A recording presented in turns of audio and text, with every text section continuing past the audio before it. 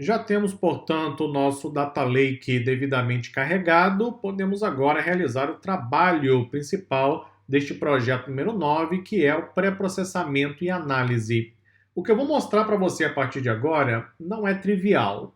Então, eu vou precisar que você redobre a sua atenção e que você realmente empregue algum esforço para poder compreender o que eu vou mostrar. Não é trivial.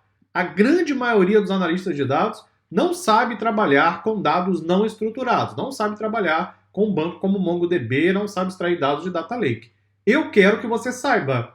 Eu vou me esforçar para ensinar e explicar tudo para você em detalhes, mas tem um preço a se pagar. Isso aqui é um pouquinho mais complexo.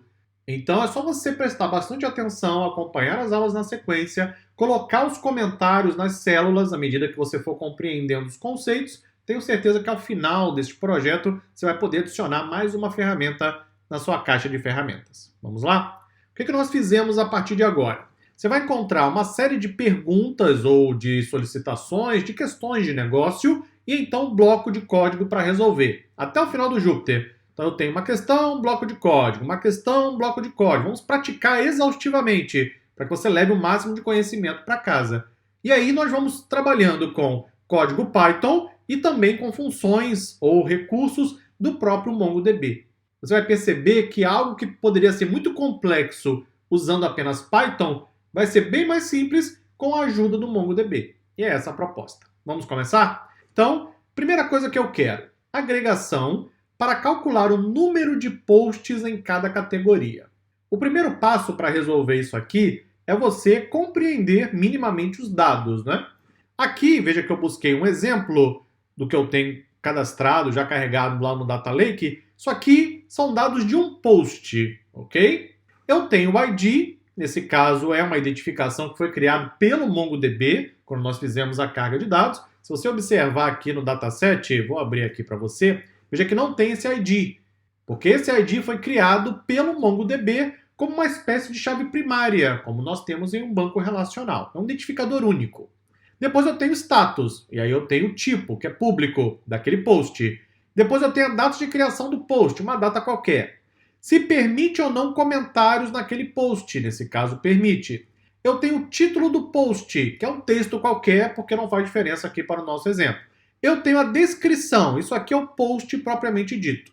Colocamos quaisquer caracteres, porque eu não quero, como eu já expliquei, analisar o texto em si. Eu quero analisar os dados que compõem os posts de um modo geral. Depois eu tenho a tag, a categoria e se por acaso houve filtro de imagem, de foto ou não.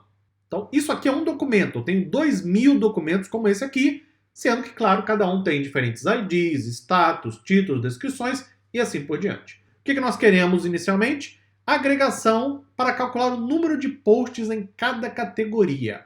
Eu tenho a categoria? Sim, eu tenho. Está aqui, ó, category. Eu quero calcular o número de posts por categoria. Se eu fizesse só em Python, eu posso garantir para você que daria algum trabalho. Ao usar o MongoDB, eu vou calcular a agregação usando esse bloco de código que eu acabei de selecionar para você. Isso aqui vai fazer a agregação com o MongoDB. Aí está uma das muitas vantagens em você usar o MongoDB quando precisar analisar especialmente dados não estruturados. Se eu tivesse uma tabela onde eu tenho cada linha para um post e a categoria, era só aplicar a linguagem SQL, fazer um count e pronto, estava resolvido. Só que os dados não estão estruturados, eles são dados não estruturados. Aí é outra história. Então, carregamos no nosso Data Lake com o MongoDB. O que eu vou fazer agora? Pego a minha coleção, que se chama posts, vou chamar a função aggregate, que faz o quê? Adivinha? Agregação, não é? Pois bem, veja que abre parênteses, coloca o cursor do mouse, veja que vai mudar para cor verde. Não sei se dá para você ver no vídeo, mas aí na sua máquina você vai poder visualizar. Ele coloca em verde a abertura do parênteses, estou fechando o parênteses aqui embaixo. Depois disso, vou colocar uma lista. Coloco o mouse aqui logo depois do colchetes, para que você veja a abertura e o fechamento. Nessa lista, eu vou colocar alguns dicionários. O primeiro dicionário será um de agrupamento. Esse group que aparece aqui com o sinal de cifrão, isso aqui na verdade é um operador do MongoDB.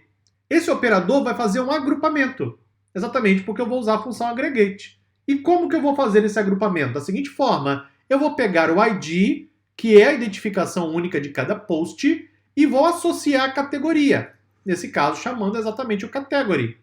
Depois disso eu vou fazer um count, como eu faria com linguagem SQL. Para o count eu vou fazer uma soma, a soma para cada um dos elementos, por isso número 1. Vá colocando sempre o mouse depois das chaves para que você veja onde abre e onde fecha.